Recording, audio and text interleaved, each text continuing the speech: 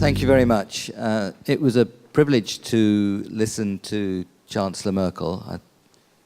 It was a very important, thoughtful and strategic speech, and it was very significant, I think, that in the intense pressures of Germany and Europe at this time, that she could be with us today. So I hope we will all thank her very much, or through the Advisory Council on Global Change, we'll thank her very much for coming. Thank you to the Advisory Council on Global Change for inviting us all, and thanks to you, John, for the personal and intellectual friendship over the years. And that conversation in the summer of 2007 was for me a very important one in my own learning. Now I'm going to, unusually for me, but I'm going to read what I have to say for two reasons. One is to try to keep to the time constraint, but the other, more importantly, is that my words are for Europe's leaders and especially Chancellor Merkel. So I'm going to read what I've just given to Chancellor Merkel. I think I hope we normally speak as world citizens. That's what we should speak as. But I'm going to speak also, or particularly today, as a European citizen, one who happens to hold a British passport, but as a European citizen. And we have to link where we are in Europe now to where we need to go. That surely is imperative. So this is what I gave to Chancellor Merkel. The European Union has reached a critical point in its history, facing simultaneously a severe political economic crisis and its biggest opportunity to create and sustain prosperity and well-being for its people. Voters in Greece, France, and the UK have sent a clear signal in the past week that they want governments to give priority to jobs and opportunities, as well as to reducing deficits and debt.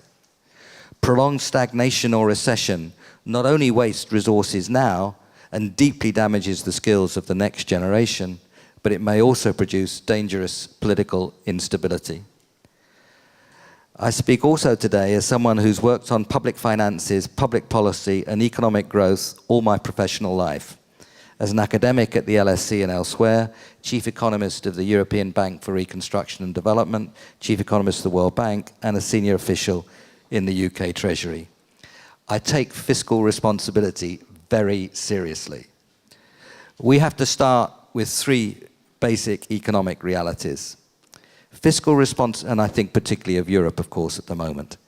Fiscal responsibility and growth are inseparable.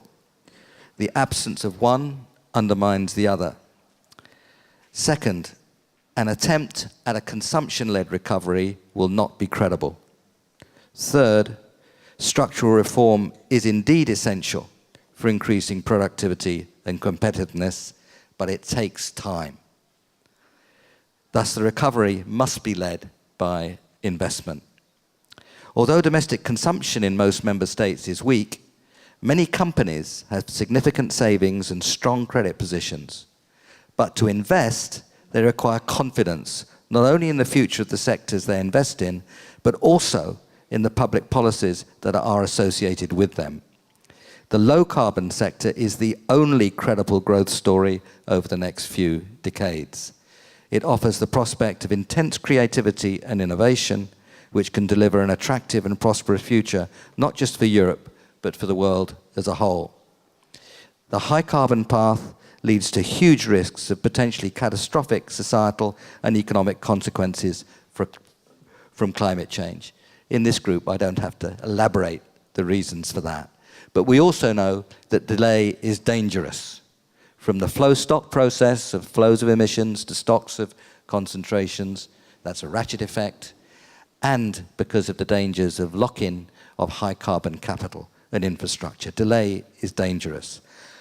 Over the next 4 decades, assuming long-term trends in growth that could come from sound economic management, we will have to cut emissions per unit of output globally by a factor of about 7 or 8 over 40 years in order to reduce absolute global emissions by a factor of at least 2.5, which we must do to give a reasonable chance of holding to 2 degrees centigrade. Such a goal, cutting emissions per unit of output globally by 7 or 8, can be achieved only through a radical economic transformation, particularly in terms of how energy is generated and used. We need the rapid development and deployment of technologies that decarbonize our economies and, of course, a halt to deforestation. We can achieve big gains in the near term through existing technologies that increase energy efficiency and reduce our dependence on dirty fossil fuels. Well, they're all dirty, but particularly coal. Natural gas can hasten the transition and may have a role to play in the medium term if carbon capture and storage can be made to work on a commercial scale. But to achieve the necessary reduction in emissions over the next 4 decades, the European Union must act to accelerate the pace of progress across the member states. And remember, as has already been remarked, past industrial revolutions teach us that investment flows to the pioneers. It's private investment that will drive this low-carbon industrial revolution, as long as policymakers show the way through clear and credible policies to tackle the 6 key market failures that are currently obstructing the advance. First amongst these failures is the greenhouse gas externality, which should be corrected through carbon pricing. That's the familiar one, and it really matters, and I put that number 1. But there are more. The second key market failure, which requires public policies, concerns research, development, and deployment, the publicness of the idea. Third, networks such as electricity grids and public transport can be sustained only through public policy. That doesn't mean they all have to be public, but they can't work without public policy. Fourth, and surely recent events have demonstrated this to us very clearly, capital markets are weak often in their management of long-term risk. Fifth, provision of information is fundamental, and again, previous speakers have underlined this part of the story. And sixth, many co-benefits that really matter, such as cleaner, safer, more biodiverse, more energy secure, and so on, have to be factored into our calculations as well.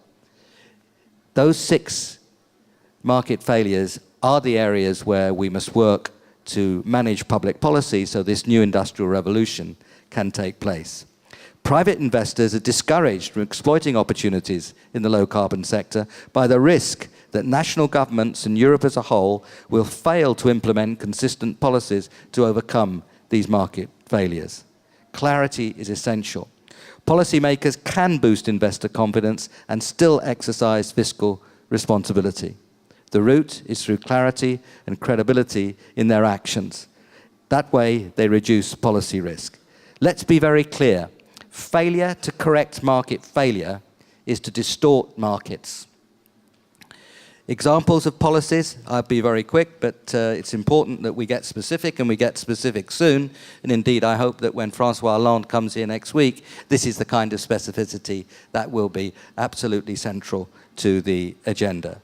By increasing the ambition of the European Union's target for reducing greenhouse gas emissions to 30% from 20% 1990 to 2020, European governments can provide the impetus for a strong and steady carbon price and signal their commitment to the transformation. Governments can step up their support for research, development and deployment of technologies, for example, via the European Institute of Technology, but also working directly with major universities and companies. And Germany has led the way with feed-in tariffs to foster deployment. They can leverage private investment in the low-carbon sector through finance from the European Investment Bank and the European Bank for Reconstruction and Development. The involvement of these institutions itself reduces policy risks, as I saw firsthand in my 6 years as chief economist of the EBRD in the 1990s. Governments are less likely to mess around with policy if their own financial institutions have got behind the policies which they would thereby mess about if they messed about with their policies. Governments can embark on the upgrade of the power network across the continent, allowing electricity to be transmitted more efficiently and smartly to match supply and demand across a truly European supergrid. And indeed, Chancellor Merkel referred directly to this issue. Let us have a grid in Europe that allows us to generate solar energy where it's sunny, wind where it's windy, geothermal where the rocks are hot, and at the same time facilitate the management of the intermittency of some renewables. For example, it could greatly assist, again as Chancellor Merkel remarked, Germany's energy transition. It could link Poland to Southern Solar, and it could stimulate activity in Spain. Some of the necessary programs, such as energy efficiency and aspects of public transport, can generate activity quickly. Others take longer, but action must start now. Overall, the scale could be and should be substantial. By offering a clear vision for the unleashing of the low-carbon economy, framed by credible and stable policies, the European Union can unlock private sector investment and usher in a period of investment, growth and opportunity to the benefit of all. And now, more than ever, together with fiscal responsibility and growth, we need policies that can bind Europe together, specifically around the shared goal of a cleaner and more secure energy policy, just as Europe's founders 6 decades ago focused on economic and political cohesion by beginning with coal and steel. Surely, now more than ever, sound economics and wise politics point in the same direction. Thank you.